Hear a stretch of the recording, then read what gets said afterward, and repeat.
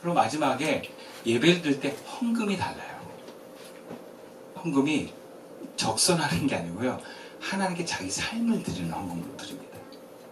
그러니까 성령으로 예배 드리는 사람은 하나님도 알고 사실 자기도 알아요. 이게 다르다는 걸 아셔야 돼요. 예배가 다릅니다.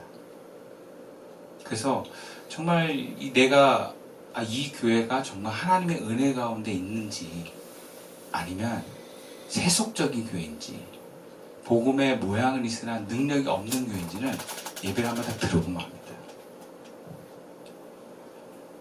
두 번째로 그리스도 예수로 자랑한다 그래요. 여러분 자랑한다는 말은 바울이 참 많이 쓰는 말인데 서신서에 30번이나 썼답니다. 유대인의 특권으로 주어진 할례를 행하는 것에 둔 자랑은 인간적인 성취예요. 그러나 율법 잘 지킨다라고 하는 자기 의를 자랑하는 거예요. 근데 예수를 믿는 것은 그리스도 안에서 하나님의 자비와 은혜의 근거를 두는 거기 때문에 자기를 자랑하지 않습니다. 하나님을 자랑해요. 하나님을 드러냅니다.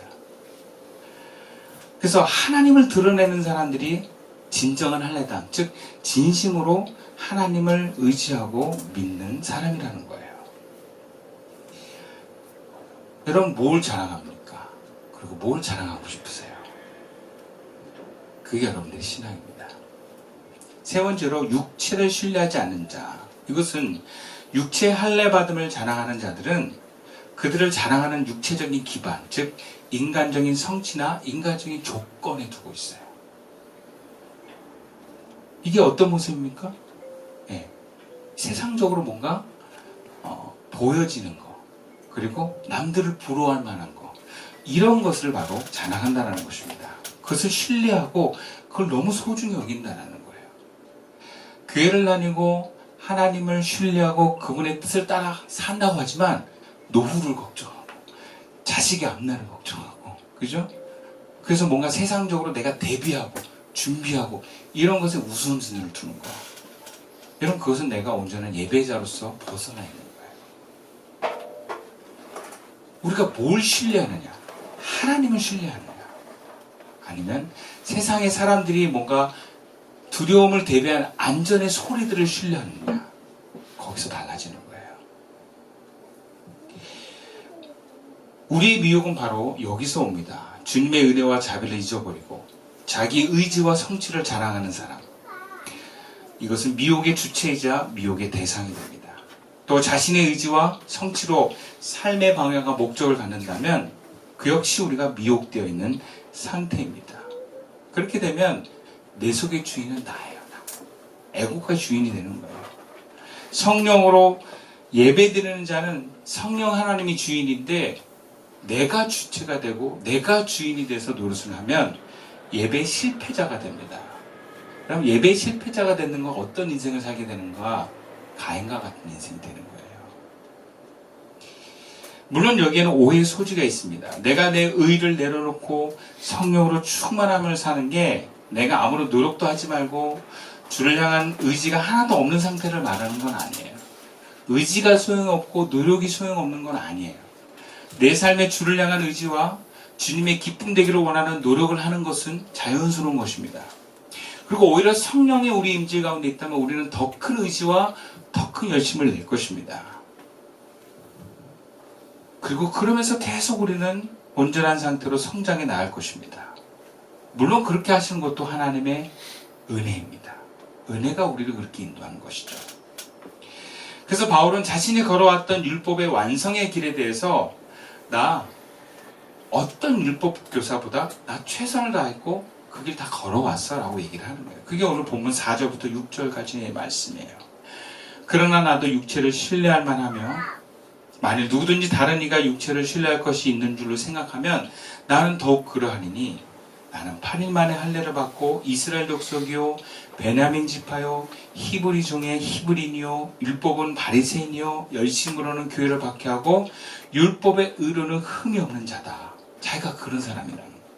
그런 길을 걸어왔다라는 거예요. 구체적으로 난지 8일 만에 할례를 받았대요. 이것은 정통 유대인이라는 얘기예요. 정통 유대인은 난지 8일 만에 받습니다. 그런데 이스마엘은 난 지 13년 만에 할례를 받았거든요. 그래서 이스마엘의 자손들은 그렇게 13년 때 할례를 받는데요. 그리고 이방인들이 만약에 유대인으로 개종하면 어른의 할례를 받습니다. 그러니까 너 할례 언제 받았어? 이거 되게 중요한 이슈인 거예요. 유대인들한테는. 난 지 8일 만에 그럼 넌 오리지널이구나 이렇게 되는 거예요. 네. 두 번째로 이스라엘 민족 가운데 베냐민 지파다. 이거는 아주 뼈대 있는 지파예요. 여러분 베냐민 지파는 야곱이 가장 사랑한 라헬의 아들입니다. 막내 아들이죠. 그만이 약속의 땅에서 났어요. 그리고 이 베냐민 지파에서 1대 사울왕이 나왔습니다. 남북이 분열할 때 유다 지파에 충성한 지파가 베냐민 지파예요. 그리고 유다 지파와 더불어서 바벨론 포로 때 팔레스타인으로 돌아온 지파가 유다 지파하고 베냐민 지파였어요. 그리고 전쟁 시에 이 지파가 굉장히 영예스러운 자리를 차지했고 이스라엘 위에서 위기에서 구원한 모르드게라고 하는 우리 에스더서에 나오는 그 모르드게가 베냐민 지파예요. 그러니까 바울은 베냐민 지파 하면 어떤 인식이 있냐? 힘과 용기와 순결과 충성을 상징합니다. 나 베냐민 지파야 뭐 이런 거겠죠. 세 번째로 히브리 사람 가운데 히브리 사람이다. 이것은 뭐냐면 당시에 히브리 사람 가운데 이게 디아스포라 유대인 같이 멀리 있는 사람들은 헬라어로 사용했어요. 히브리인인데 헬라어로 사용했는데 바울이 말한 히브리 중에 히브리는 내가 디아스포라 유대인인데도 히브리 말한다는 거예요. 그런 사람 있잖아요. 미국에서 오래 살아가지고 한국인인데 한국말 하나도 못한 사람. 저는 한국인이에요. 막 이러면 우리가 또 인정해 주잖아요. 근데 영어를 막 하셨는데 한국말 잘 못하고. 근데 외국인들도 그 집안 대대로 한국말을 정확하게 하는 거야. 그건 뭐예요? 얘는 정말 한국을 자기 나라로 생각하고 귀하게 여기는구나. 다른 거죠. 또 율법으로는 바리새파 사람이다. 바리새인들은 십계명뿐만 아니라 613조나 되는 구전율을 지켰어요. 그러니까 더 많은 걸 절제하고 지킨 사람들이에요. 그러니까 바리새인들은 존경받았어요. 또 열심으로는 교회를 박해하는 사람이랍니다. 이게 왜 자랑거리냐? 바울은 율법을 머리에만 머물지 않고 행동했다는 거예요. 그리고 바울은 어떻게 생각하냐면 내가 비느하스가 되리라 이러면서 사실 한 거예요. 유대인의 순결함을 지키기 위해서 내가 저들을 무찌르리라 하면서 교회 다른 사람 때려잡은 거예요. 본으로서는 굉장히 선한 의도를 한 거죠. 그러니까 율법을 머리로만 지킨 게 아니라 실제 삶으로 행동으로 한 사람이다라는 측면에서 이렇게 얘기한 것입니다. 그러니까 바울은 어떻게 해요? 대단한 사람이에요. 한마디로. 바울이 이거 쫙 읽었을 때는 우와 하는 사람이에요. 원래 우리가 가장 부러워할 만한 거 다 갖고 있는 사람이야. 출신, 능력, 경력, 열정 뭐 하나 다 빠질 게 없어요. 근데 바울은 남들에게 부러워할 만해서 내가 자랑할 만한 것들인데 오히려 해로 여긴대요. 7절 말씀이죠. 그러나 무엇이든지 내게 유익하던 것을 내가 그리스도를 위하여 다 해로 여긴다. 그리스도를 위해서 해로 여긴대요. 왜? 이게 알고 보니까 내가 하나님께 그리스도께 가는데 더 방해가 되고 장애물이 되는 경우가 많은 거예요. 그 심지어 이것 때문에 내가 그리스도의 마음을 아프게 하는 교인들을 잡아서 가두게 했어요.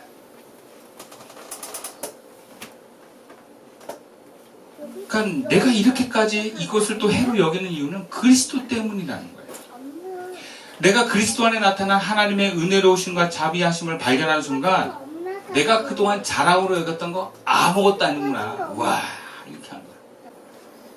그랬던 과거가 더 좋은 걸 경험하면 아무것도 아닌 것처럼 여러분 이 땅에 살면서 정말 여러분도 소중한 거 있죠. 돈 소중하죠. 가족 소중하죠. 또 어떤 내가 어느 위치에 있느냐는 이 명예와 일이 얼마나 나를 올립니까? 그리고 뭐 대기업을 다닌다. 이것도 사회적으로 굉장히 좋잖아요. 그리고 지역적으로 나 어디 산다. 이것도 되게 부심이에요. 근데 우리가 하나님을 만나면 정말 아무것도 아닌 걸 경험하는 거예요. 이게 정말 아무것도 아니구나. 근데 그게 우리에게 그만큼 크고 의미가 있다는 건 뭐예요? 하나님 모른다라는 거예요. 그 하나님을 만나는데 그분이 얼마나 귀하고 놀라운 분인지를 모르기 때문에 그게 여전히 나에게 소중한 거죠.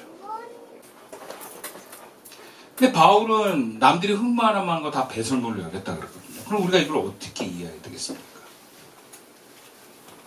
이것은 우리가 이렇게 봐야 될 것 같아요. 세상에 어떤 부러워할 만한 모습 부럽지만 예수님보다는 우선할 수 없다. 아멘. 바울이 어떤 상대적으로 배설물을 여겼다는 표현을 한 거지 그 자체가 이거는 악한 거다 이렇게 표현한 게 아니에요. 그리고 성령이 임하면 사람들은 다 성실하게 삽니다. 그리고 각자 주어진 은사와 재능이 있어서 어떤 사람은 명문대도 가고 어떤 사람은 대기업도 가고 또 어떤 사람은 경제적으로도 뭔가 잘 풀리고 사람마다 다 달라요. 분복이 있어요. 그거 아무것도 아니다 그래가지고 그거 우리가 세상적인 어떤 소욕을 하나도 신경 쓰지 않고 난 기도만 할 거야. 난 찬양만 할 거야. 그렇게 살아서는 안 되겠죠. 근데 그 어떤 것도 우리가 소홀히 여기지 않는다고 하면서 정말 우리에게 주님이 소중한가를 보시라는 거예요. 그거를 다 뒤로 할 만큼 주님이 소중한가. 저와 우리 동기 목사님이 이런 얘기를 합니다. 야, 너 주님이 너 시골 교회 가서 목회하라고 할래? 그러면 목사님 중에 몇몇은 난 안 될 것 같아. 나 안 맞아. 막 네. 주님이 가는 부름받아 나서는 어딘지 가오리라 했는데 어딘지 안 가. 난 서울 근교에 있어야 돼. 막. 근데 그거를 내려놓는 싸움들이 다 있어요. 개척을 할 때 버젓한 공간을 만들어서 꾸미고 싶은 유혹들이 다 있어요. 네. 저도 그러고 싶은 마음이 없었던 건 아니에요. 아마 우리가 역촌동에 아마 계약을 했으면 여러분들이 잘 꾸몄을 거예요. 네. 그럼 맨날 우리 토요일마다 거기서 모였겠죠. 근데 주님이 정말 원하시는 곳에 내가 이렇게까지 할 수 있는가라고 하는 그 자기 포기. 주님 그걸 물어보고 계신 거예요. 너 어디까지 포기할 수 있니? 라고. 너 이거 내려놓을 수 있어? 너 이거 내려놓을 수 있어? 우리는 그것을 내려놓는 것만큼 어떤 바울이 고백한 그 주님만이 우리의 모든 것 대신하는 고백이 나오는 줄 믿습니다.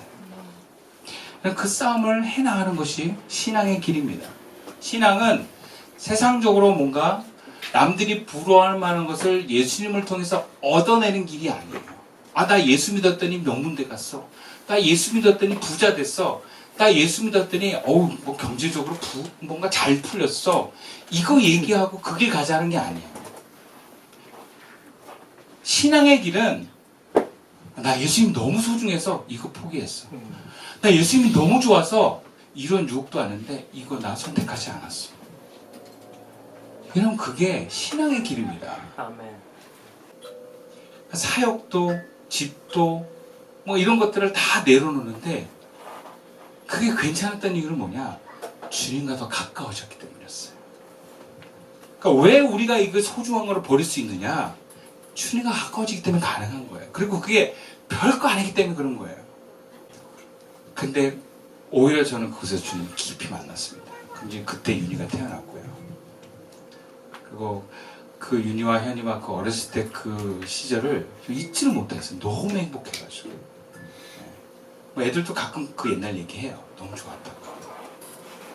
근데 중요한 건 그것이 옥탑방에서 행복한 게 아니었어요. 주님이 계셨기 때문에 행복한 것입니다. 그러니까 우리가 주님이 가까이 있는 그곳은요, 어떤 데든지 우리는 행복할 수 있어요.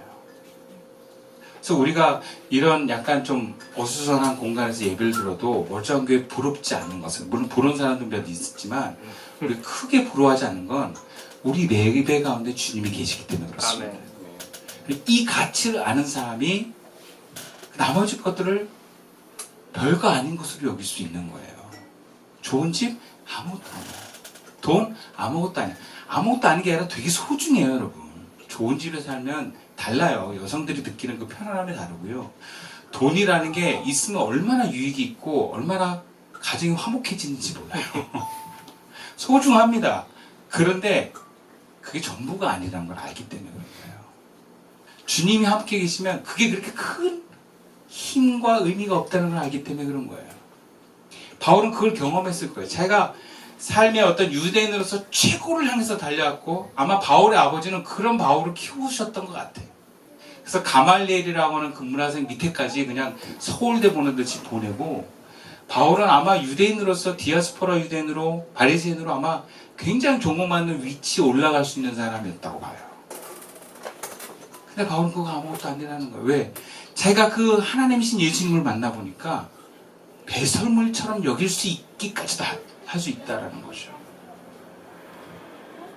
그래서 바울은 이 얘기합니다. 9절, 8절 하반절부터 9절 상반절까지 이렇게 표현해요. 내가 그를 위해서, 그라고 하는 것은 예수님이죠. 내가 그를 위해서 모든 것을 잃어버리고 배설물을 여김은 그리스도를 얻었기 때문에 그걸 배설물을 여길 수 있는 거예요. 그게 정말 배설물 같은 게 아니고 너무나 소중한 것들인데 그리스도를 얻고 보니까 이거 배설물처럼 여길 수도 있다는 거죠. 바울은 그리스도를 얻고 그리스도 안에 있는 사람으로 인정받으려고 합니다. 바울은 예수를 믿고 그리스도를 받아들임으로 그가 평생 쌓은 자랑할 만한 것들을 다 잃어버렸다고 표현합니다. 대신 그리스도를 얻었다. 무슨 얘기예요? 잃어버려도 괜찮다는 거예요. 그리스도를 얻었으니까. 그만큼 그리스도를 얻는 것이 바울에게는 너무나 귀하고 놀라운 것임을 표현하고 있는 것입니다. 그렇다면 우리는 왜 바울처럼 다른 소중한 것들을 포기하지 못합니까? 왜 우리는 육체의 소욕과 세상의 자랑거리들을 여전히 붙들고 있는 것입니까? 그리스도를 몰라서 그래요. 그분의 만남 속에서는 그 하나님의 놀라움을 우리는 여전히 경험하지 못했거나 아니면 잊어먹었거나.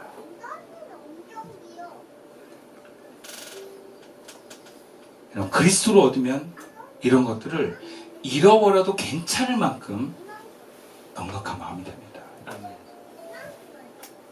그리고 그런 사람만이 미혹에 빠지지 않을 수 있습니다. 물론 그것은 쉬운 것은 아닙니다. 우리에게는 늘 그리스도를 만나기 위한 기회가 있으나 그 기회를 놓친 경우도 많고요. 굉장히 강력한 하나님이신 예수님을 만나도 그것이 과거의 추억처럼 잊혀져가는 경우도 너무 많아요. 그러나 우리가 그것을 소중히 여기고 그것을 잃어버리지 않는다면 여러분, 우리는 주님 앞에 섰을 때 후회하지 않는 인생을 살아갈 것입니다. 우리 교회가 함께 하나님께 가까워지는 교회가 됩시다. 그걸 같이 가는 교회가 됩시다. 그 가치를 소중히 여기는 교회가 됩시다. 그래 어쩌면 저도 그 길을 계속 갈 수 있을지 모르겠어요. 말씀을 마치겠습니다. 이런 바울이 가고자 했던 예수 그리스도의 죽으심과 부활의 길은 특정한 사람만 가는 길이 아니에요. 예수가 그리스도심을 믿고 예수가 하나님이심을 알고 만나고 경험한 사람들, 그리고 그 공동체에 있는 사람들은 모두가 걸어가는 길입니다. 그리고 어쩌면 그 길을 걸어가는 사람들만이 미혹의 영으로부터 자신을 지켜낼 수 있습니다. 그 길을 함께 갑시다. 바울이 그랬던 것처럼, 빌립보 교회가 그랬던 것처럼 예수님이 우리와 함께 그 길을 동행해 주실 것입니다. 기도드리겠습니다.